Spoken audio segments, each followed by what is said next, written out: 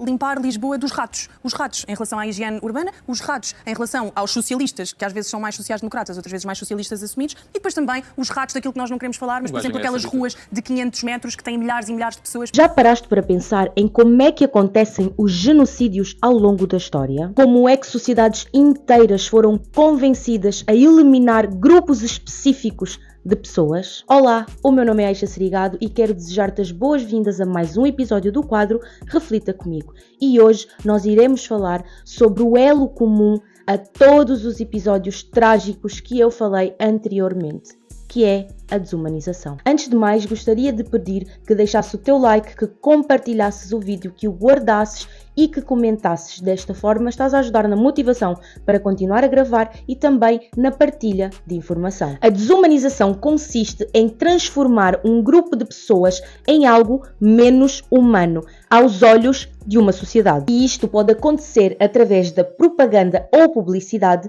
da linguagem e de políticas oficiais. Desta forma, conseguem justificar a violência e a exclusão. E para dar como exemplo, eu trouxe 4 casos que aconteceram no mundo que consegue transparecer exatamente o que é a desumanização. Durante o regime nazi, judeus, ciganos, pessoas da comunidade LGBT, comunistas e outros grupos de pessoas foram retratados como parasitas ou inimigos do Estado. A propaganda nazi utilizava jornais, filmes e até mesmo livros infantis para propagar esta visão. Resultado, milhões de pessoas foram perseguidas e mortas durante o Holocausto. No genocídio em Ruanda, a minoria Tutsi foi retratada como baratas ou inimigos da nação pela propaganda do governo Hutu. A rádio vigente na altura incitou a violência direta. Com isto, em 100 dias, cerca de 800 mil pessoas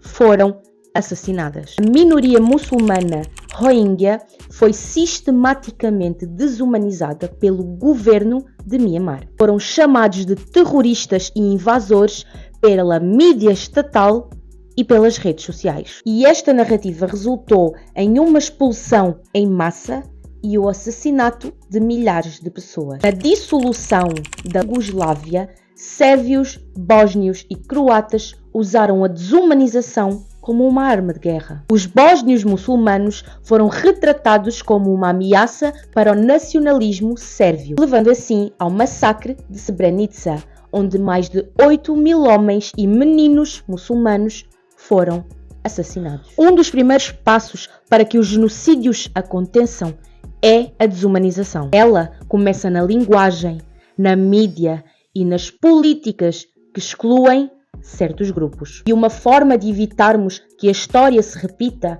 é encontrarmos estes padrões e combatê-los antes que seja tarde demais. Porque todos nós sabemos muito bem, e se não sabemos, temos a história aí para ser contada, onde estes discursos sensacionalistas podem acabar.